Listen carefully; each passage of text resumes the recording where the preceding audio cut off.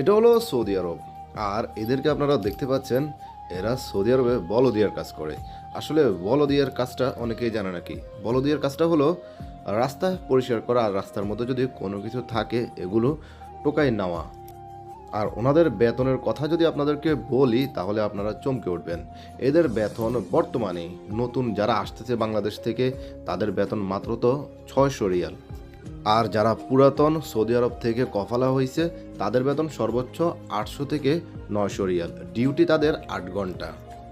আসলে ওনারা যে এই কাজটা করতেছে, ওনারা কি এই কাজের বিষয়ে আসছে না, ওনারা কিন্তু জানে না তাদেরকে যে এই কাজ দেওয়া হবে। কিন্তু এখানে আসার পর তাদেরকে 600 রিয়াল বেতনে, যেটা এক মাসের নাস্তার খরচও হয় না।